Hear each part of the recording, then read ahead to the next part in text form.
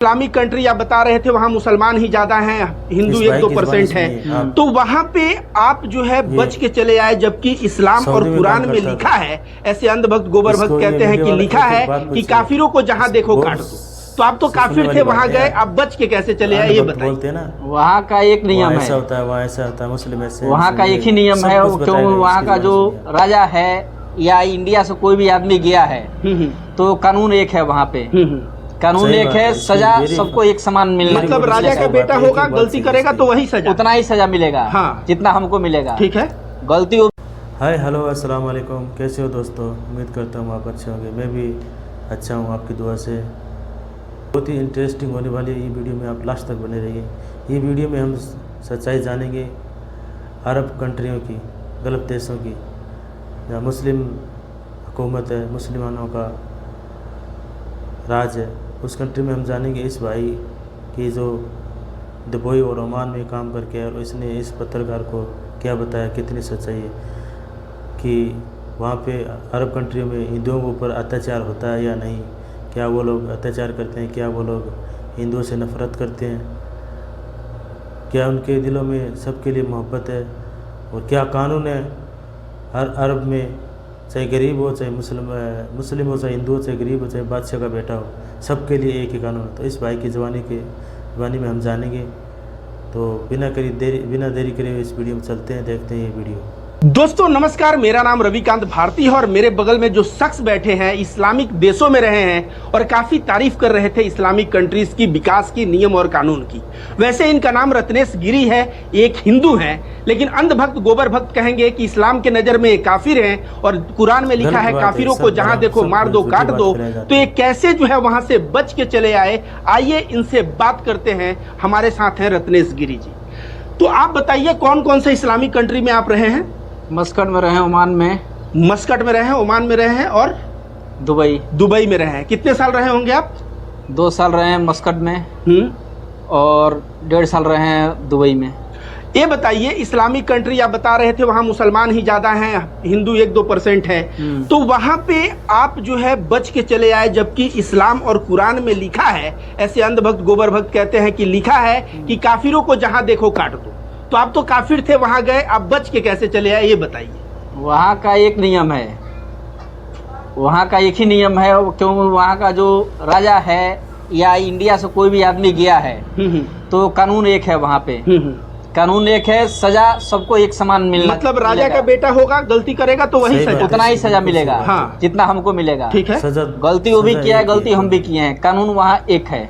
तो मतलब सबके लिए एक है। सबके मान लीजिए कि मुसलमान किसी हिंदू को मारता है तो वहाँ पे एक कानून हिंदू मुसलमान दोनों के लिए एक है, राजा और गरीब सबके लिए एक है। तो इनकी बातें आप ध्यान से सुने दोस्तों। कहा जाता है कि इंसाफ बहुत बड़ी चीज होती है और जहाँ इंसाफ होता है वहाँ गरीब अमीर, अलग अलग धर्म के लोग, अलग अलग भाषा के लोग जो है अच्छे से जिंदगी जी सकते हैं सुरक्षित ढंग से। तो इनका बात सुना आपने, वहाँ पे लॉ एंड ऑर्डर, कानून व्यवस्था सबके लिए एक समान है। ये तो कानून व्यवस्था की बात हो गई कि कानून सबके लिए एक समान है, लेकिन समाज व्यवस्था, वहाँ के जो लोग हैं, जो मुसलमान हैं, इस्लाम धर्म के मानने वाले हैं, वो तो कहते होंगे देखो भाई रत्नेश गिरी जैसे काम कर रहा है, काफिर काम कर रहा है, इन काफिरों को जीने का हक नहीं होना चाहिए। आप लोग जब काम कर रहे होंगे तो उनके मन में ये भावना आती है कि वहाँ के लोगों का व्यवहार कैसा, आप बताइए। नहीं, कुछ नहीं है। वहाँ एक कानून तो एक है, मैं बता दिया। उसके बाद से वहाँ जो वहाँ के मुस्लिम लोग हैं, हाँ, यहाँ के हिंदू हो या मुस्लिम हो, हाँ, एक समान, एक नज़र से लोग देखते हैं। हाँ। उसके बाद से जैसे स्कूल में काम चल रहा था, ठीक है, स्कूल में तो हम लोग को 5 बजे छुट्टी होता था, ठीक है, तो लेडीज वहाँ के हुई या जेंट्स हुआ, कोई भी बड़े बड़े सब आदमी हैं, हाँ, उधर से गाड़ी से आते थे, फल फ्रूट, पेप्सी, पानी का बोतल, सारा सामान लेकर के। अब हम लोग गेट से निकलते तो वहाँ सब एक थैली भरा हुआ था, देते थे सबको एक। तो मतलब कि कोई कंपनी के मालिक नहीं थे, वे लोग अनजाने व्यक्ति जो रोड से जा रहे हैं, देख रहे हैं आप लोग काम कर रहे हैं, आप लोगों को दे रहे हैं। हाँ, जैसे वहाँ रोड पे काम चल रहा है, रोड लाइन में काम हो रहा है, जो भी मजदूर काम कर रहा है वहाँ पे, रोड लाइन का जो है, ठीक है, तो वो देखेगा भाई धूप हुआ है तो उसको दया जरूर आएगा। वो जा करके पानी का बोतल, खाने पीने का, बिरयानी हुआ या फल फ्रूट हुआ, कुछ ना कुछ ठंडा हुआ ला करके देगा वो। मतलब वहाँ का आम नागरिक अगर रोड पे काम हो रहा है तो जब गुजरता है कार से तो देखता है धूप में कोई मजदूर काम करता है तो नजदीक के दुकान से कोल्ड ड्रिंक, पानी, जो है बिरयानी ये सब ला के जरूर पहुंचाएगा। ये क्यों पहुंचाता है? उसके दिल में दया धर्म है।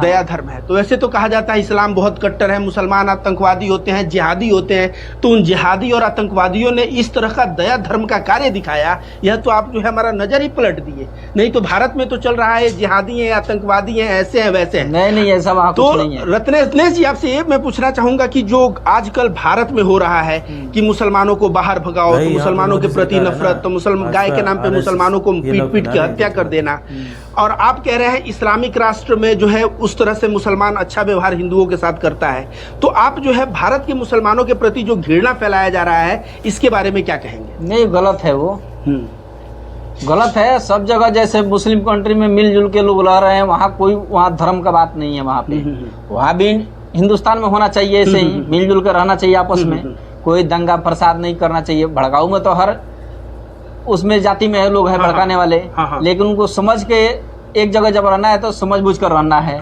एक चीज और बता रहे हैं, आप जब काम कर रहे थे विदेश में तो भारत के मुसलमान आपके साथ थे कुछ? हाँ बिल्कुल थे। तो वे लोग जो है आपको नफरत से तो नहीं देख रहे थे कि हिंदू आके इस्लामी कंट्री में काम कर रहा है? नहीं ऐसा कुछ नहीं था। वे सब क्या दोस्ती भाव से थे? बिल्कुल प्रेम से, एक रूम में रहना, एक साथ बैठ के खाना, सही साथ खाना लेके आते थे, एक रूम में बैठ के खाते थे साथ में हम लोग।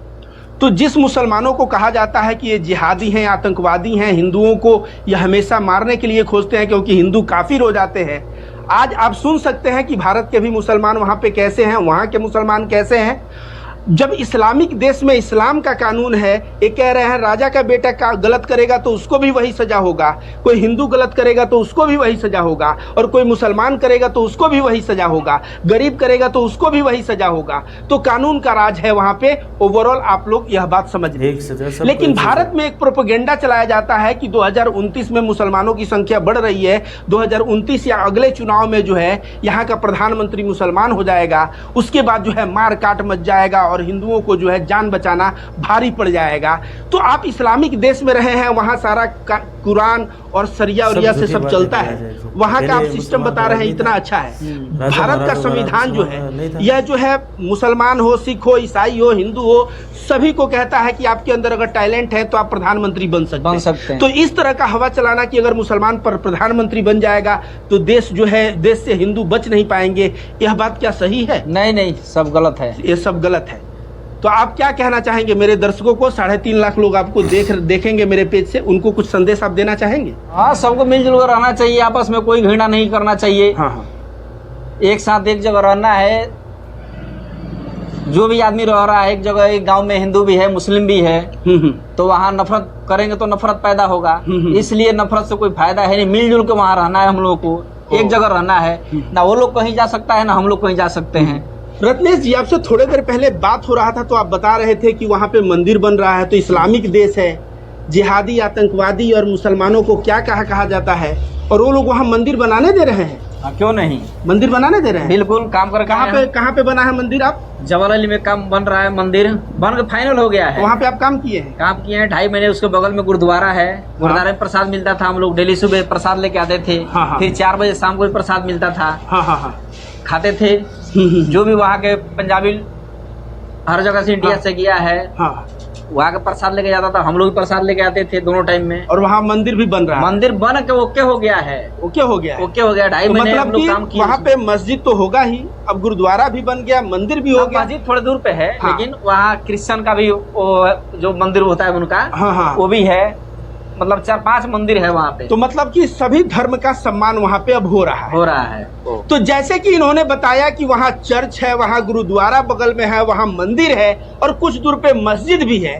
तो दोस्तों आप लोगों को मैं बता दूं, जो भी देश समृद्ध होता है, चाहे वह इस्लामिक कंट्री हो गया, चाहे अमेरिका हो गया, चाहे सिंगापुर हो गया, चाहे इंग्लैंड हो गया, वह हर एक धर्म का सम्मान करता है और वही चीज वहाँ पे हो रहा है।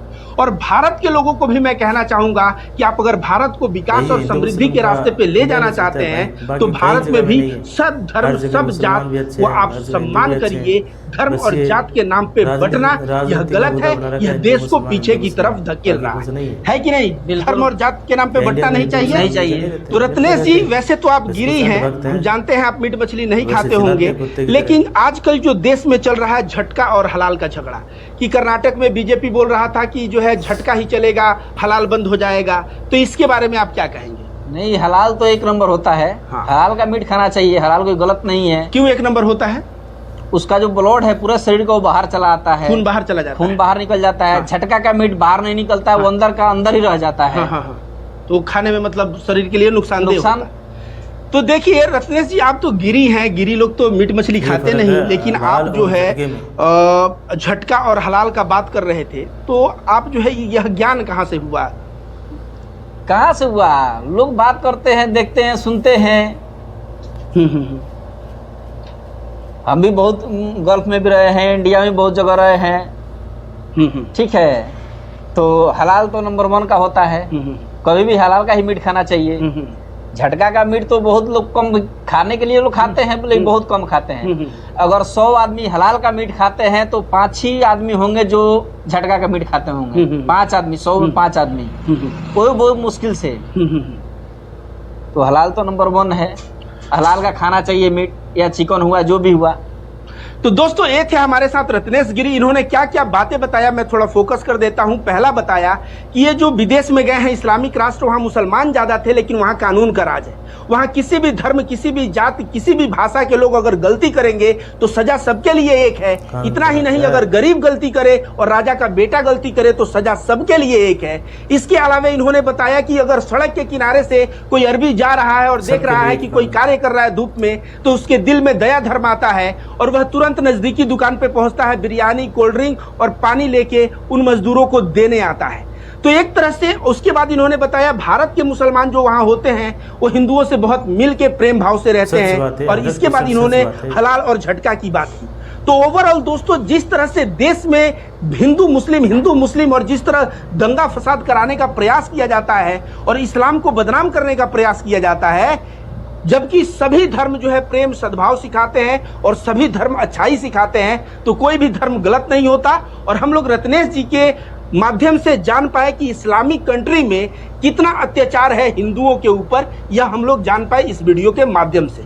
धन्यवाद। आपको ये वीडियो कैसा लगा? तो अच्छा लगा तो लाइक ज़रूर करें। अगर चैनल पर पहली बार है तो चैनल को सब्सक्राइब करें और इस वीडियो को ज़्यादा से ज़्यादा शेयर करें। मिलते हैं अगले वीडियो में, तब तक के लिए अस्सलाम वालेकुम।